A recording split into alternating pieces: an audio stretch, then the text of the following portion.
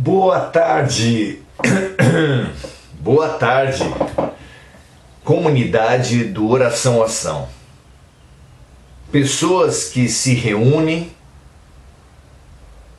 na certeza da importância da oração, de aprendermos, de nos fortalecermos na melhoria da sintonia. Pessoas que sabem, porém, que nem tudo aquilo que nós dissermos poderá realmente mudar nosso padrão vibratório, mas sim aquilo que nós fizermos, como ensinou Jesus.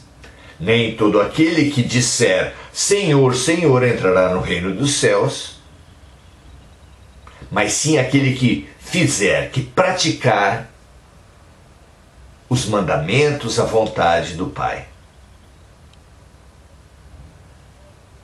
Isso se espalha por todas as nossas relações. O que adianta um cônjuge dizer para nós que nos ama, se na prática ele nos despreza, nos agride, não é? O que adianta um candidato político dizer que é honesto, se na prática ele nos rouba? Em tudo e por tudo, o dito, o falado, tem que ter muito menos importância do que aquilo praticado, aquilo efetivamente vivido. Se assim é nas nossas relações, quanto mais a relação de Deus conosco. Como imaginar que Deus poderia se fixar nas nossas palavras? Claro que não. Claro que o que Deus leva em consideração é a totalidade do nosso ser, em pensamentos, sentimentos, em palavras, mas principalmente nas ações que sintetizam tudo isso na sua verdade. Não é assim? Só pode ser assim. Hoje nós vamos, no nosso estudo sobre liberdade, capítulo 10 de O Livro dos Espíritos, estamos estudando a questão da predestinação, do destino, da fatalidade. O item tem por subtítulo A Fatalidade. São as questões 851 e 852, onde estudaremos essas características, essas formas de ver a vida. Existe uma predestinação para todos nós? O que nós vivemos está pré-determinado? Ou tudo é construído a partir da nossa liberdade? Vamos lá? Kardec pergunta assim: existe fatalidade nos acontecimentos da vida? Conforme o sentido que se dá a essa palavra, ou seja, todos os acontecimentos são pré-determinados? Nesse caso, como fica o livre-arbítrio? Como fica a nossa liberdade? Vamos ver a resposta dos amigos espirituais.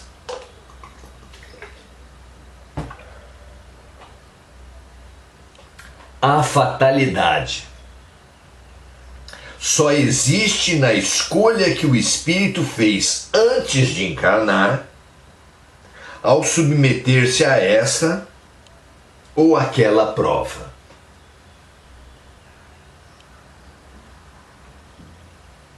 Ao escolher a prova, o espírito cria para si mesmo uma espécie de destino.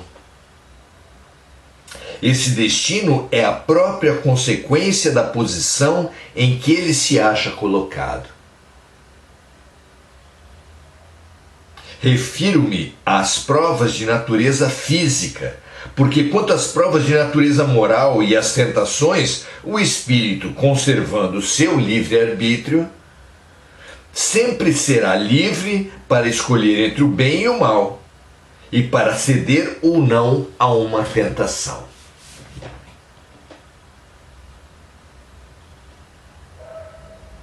Um espírito bom, ao vê-lo fraquejar, pode vir em seu auxílio, embora não possa exercer domínio sobre a sua vontade.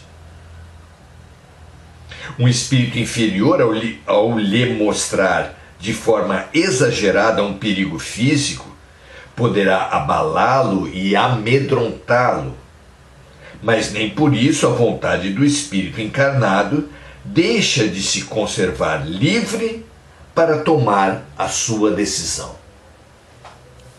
Muitos aspectos há nessa questão, muitos aspectos, muito rica é a resposta. Então, primeiro, os espíritos nos falam da fatalidade que existe na escolha que o espírito fez antes de encarnar, por submeter-se a esta ou aquela prova. Isto é o que os espíritos têm nomeado como planejamento reencarnatório. Que a partir de um mínimo discernimento, o espírito já participa desse planejamento, aceitando, escolhendo mesmo algumas provas.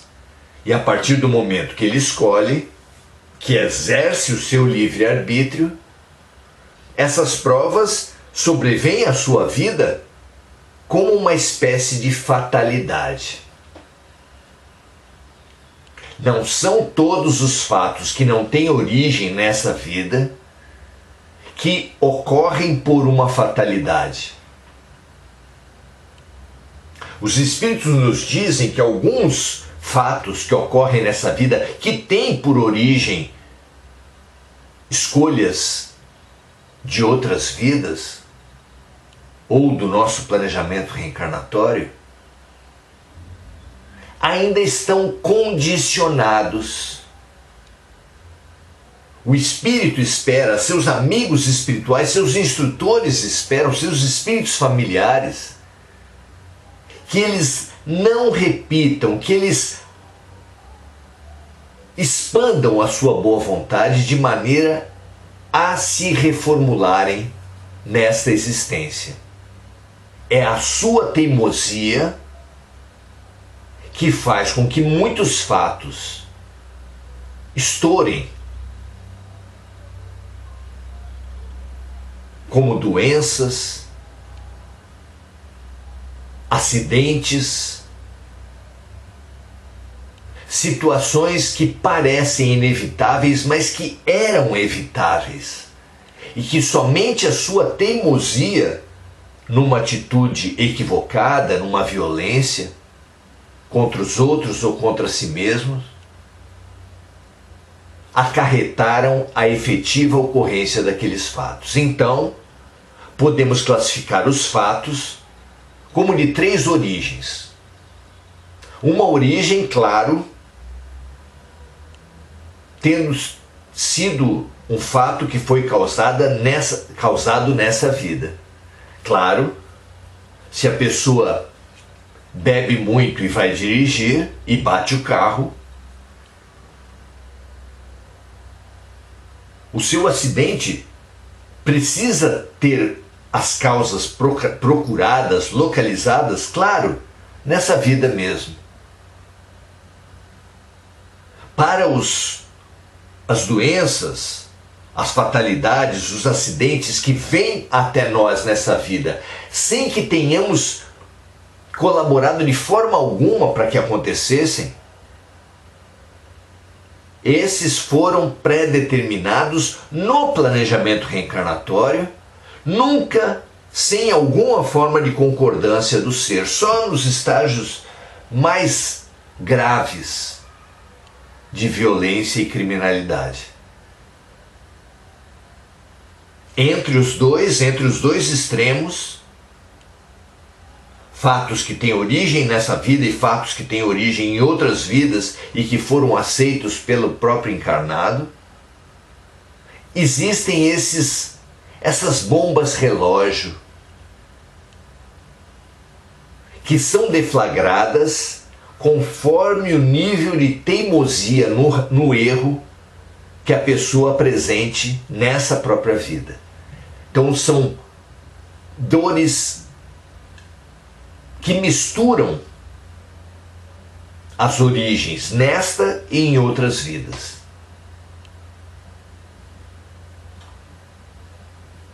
De uma forma geral, podemos e devemos entender, como dizem os espíritos aqui, que as provas de natureza física, muitas delas, são fechadas. Não nos dão alternativa, por exemplo, as doenças congênitas.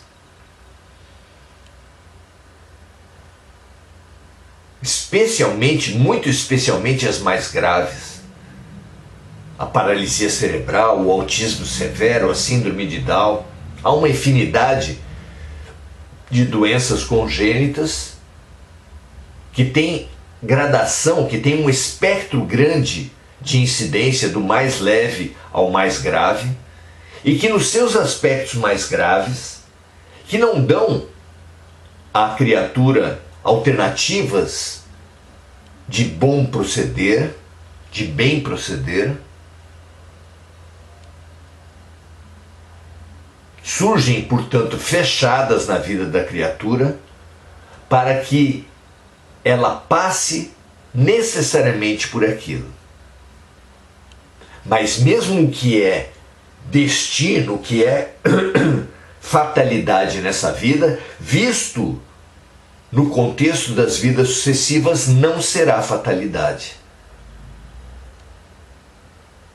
Nada que ocorre nas nossas vidas pode ser visto como uma fatalidade absoluta, exceto a evolução para o bem, para o amor, para a luz. Essa é a nossa única fatalidade completa. Mesmo assim, ela depende das nossas decisões. Nós brincamos que se a iluminação, se a elevação espiritual fosse ir de uma cidade até a sua cidade vizinha, ao norte, o viajante sempre teria a possibilidade de ir para outra cidade pelo rumo norte ou pelo rumo sul. Se escolhesse ir pelo rumo sul, precisaria atravessar todo o seu continente, pegar conexões com outros continentes, dar voltas tremendas ao redor da própria Terra, do próprio planeta, voltando por caminhos extensos, difíceis, cruzando oceanos, dificuldades extremas, quando na verdade poderia ter optado pelo caminho, pelo rumo norte, num caminho curto, sem oceanos, sem dificuldades. É da nossa escolha. De outra forma, podemos dizer que Deus nos dá a todos pedaços de terra da sua imensa fazenda, deixando para nossa liberdade plantarmos o que quisermos, se quisermos, quando quisermos. Mas trazendo para nossa responsabilidade colhermos e comermos daquilo que plantarmos. De forma que, como esclareceu Paulo de Tarso nas suas cartas, o plantio é livre, mas a colheita obrigatória. Então, sim, todos os fatos da vida fomos nós que construímos.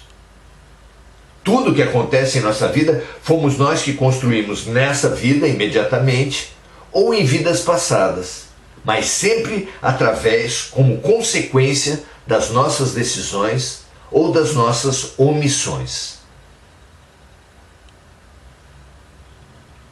Muito interessante saber disso, não é? Mesmo na terceira alternativa, quando os espíritos falam que um espírito bom, ao nos ver fraquejar, pode vir em nosso socorro, e um espírito mau, quando nos vê fraco, pode nos manipular, mesmo diante da influência espiritual, não há um destino fechado, porque toda influência espiritual tem como momento fundamental a sintonia que nós oferecemos para os espíritos, de forma que, não tendo vindo ninguém à Terra com o destino de ser obsediado, precisa oferecer o obsediado ao obsessor a condição básica para a obsessão, que é a sintonia.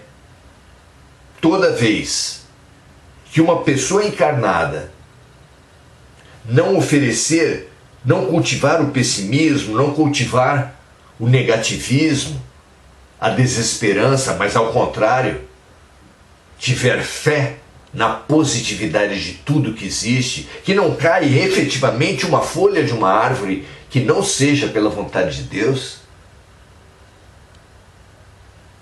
essa criatura, através da sua boa sintonia, atrairá para o seu cotidiano apenas fatos positivos, porque na verdade tudo que nos acontece é fato positivo. O que nós vemos como fatos negativos é exatamente o pessimismo, o negativismo, a desesperança.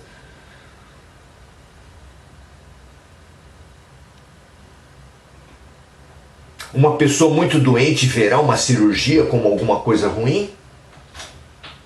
Ao contrário, uma pessoa doente e consciente da sua doença verá na cirurgia uma dádiva, uma maravilha, uma salvação.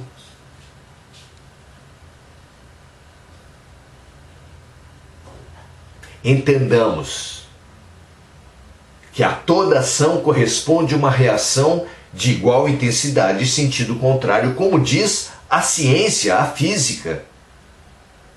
Essa lei rege não apenas toda a matéria, mas também os seres humanos.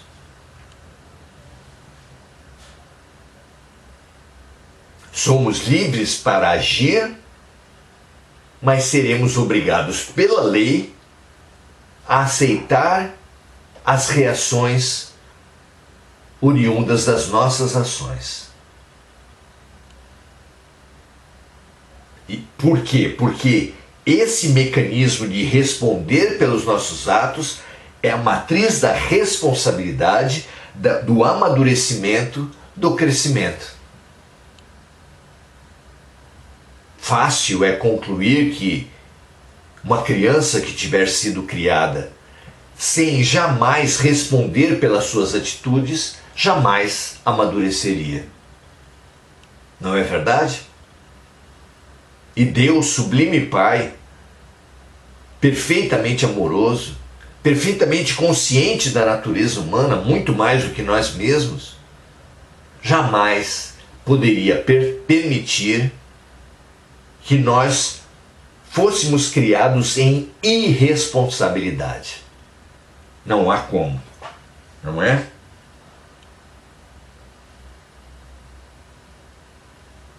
Então, um espírito bom, ao vê-lo fraquejar, ao ver a criatura fraquejar, pode vir em seu auxílio, embora não possa exercer um domínio sobre a sua vontade. Um espírito inferior, ao lhe mostrar de forma exagerada um perigo físico, poderá abalá-lo e amedrontá-lo, mas nem por isso a vontade do espírito encarnado deixa de se conservar livre para tomar a sua decisão. Inclusive da decisão fundamental de qual espírito, qual influência ele fará preponderar na sua vida. Questão 852. Kardec pergunta: existem pessoas que, independente da maneira de agir, parecem perseguidas pela fatalidade. A infelicidade está no destino dessas pessoas? Talvez sejam provas, respondem os espíritos, a que elas devam se submeter e que elas mesmas escolheram antes de encarnar. Mais uma vez, o homem culpa o destino por coisas que muitas vezes é apenas consequência de suas próprias faltas.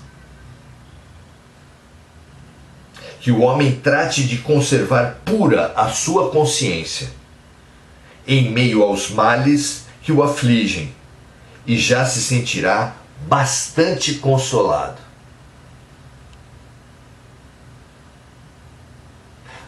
Há uma frase de Chico Xavier muito interessante nesse sentido, que fala que ninguém pode voltar atrás e tomar novas atitudes para não ter que viver agora as suas consequências. Mas que todos podem viver agora com essas novas atitudes para acarretar em seu próprio futuro novas consequências. É como se aquele pedaço de terra simbólico que nós comparamos a questão, uma pessoa que só tenha mato, só tenha espinho na sua terra, não poderá voltar atrás e suprimir o seu relaxo, a sua falta de vontade e trabalhar no passado. Terá necessariamente, pelo seu não trabalho no passado, que viver essas tristes condições no presente. Mas que ao mesmo tempo que vive essas tristes condições no presente, tendo muito pouco o que comer, ele poderá trabalhar, plantar, para colher no futuro muito melhores condições do que vive no presente. Não parece lógico? Não parece claro? A toda ação corresponde uma reação. Sim, parte do que vivemos hoje foi fruto da nossa liberdade mal orientada no passado. Mas o futuro será muito melhor se hoje praticarmos uma liberdade bem orientada. Veja se não há lógica absoluta, concordância total com a lei da natureza, a nos impulsionar a uma vida mais responsável, mais clara, mais ética. Já. Não é?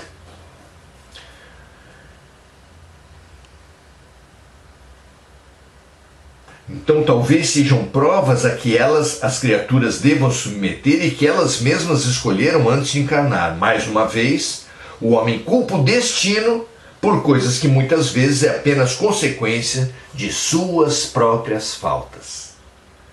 Que o homem trate de conservar pura sua consciência em meio aos males que o afligem e já se sentirá bastante consolado. E então vem o comentário de Kardec dizendo: as ideias verdadeiras ou falsas que fazemos das coisas nos levam a sermos bem ou mal sucedidos. São as nossas crenças, de acordo com o nosso caráter e a nossa posição social. Achamos mais simples e menos humilhante para o nosso amor próprio atribuir nossos erros à falta de sorte ou ao destino do que a nós mesmos. Algumas vezes a influência dos espíritos contribui para esse insucesso. Entretanto, sempre podemos nos livrar dessa influência repelindo as ideias que eles nos sugerem, se elas forem más. Vigiando e orando. para alterando o nosso padrão vibratório, a nossa sintonia, repelirmos as más ideias e as más influências e atrairmos as boas ideias e as boas influências. Que assim seja para todos nós, que nós compreendamos a liberdade a qual estamos todos possuídos, mas que nos acarretará consequências boas, se for bem usada essa liberdade, compulsórias, rígidas, duras, se for mal usada a nossa liberdade. A ninguém devemos culpar, muito menos ao destino, à vida ou a Deus, pelos fatos amargos que chegam até nós como obrigatoriedades. Apenas, única e exclusivamente, a nossa própria incúria, a nossa própria irresponsabilidade. Aprendamos, aceitemos nossos destinos de hoje, mas criemos outros destinos amanhã. Aceitação e coragem são as chaves mestras para nos libertar da predestinação através de uma liberdade consciente, responsável e amorosa. Muito bom ter essa consciência. Tragamos agora os comentários dos amigos, Adelaide Dias, Marco Aurélio Trindade, Andréa Santos, todos dando as suas saudações, Mônica Silva trazendo seus pensamentos para os amigos encarnados e desencarnados, vibrando pela paz mundial, pelas vítimas dos desastres climáticos, vibrações aos seres minerais, vegetais e animais e hominais vítimas das queimadas. As saudações de Lúcia Galvão, Mônica Silva, Emir Cajazeira, Domingos Natalo Filho e André Salvatore. Que assim seja, muito prazer por estar com cada um de vocês aqui e amanhã continuaremos esse fabuloso estudo sobre predestinação e livre-arbítrio, para que cada vez compreendamos melhor a forma através das quais, a lei através das quais os fatos ocorrem em nossas vidas. Paz e bem, muita luz, muita coragem e muita aceitação na dose certa para as coisas certas. Até amanhã.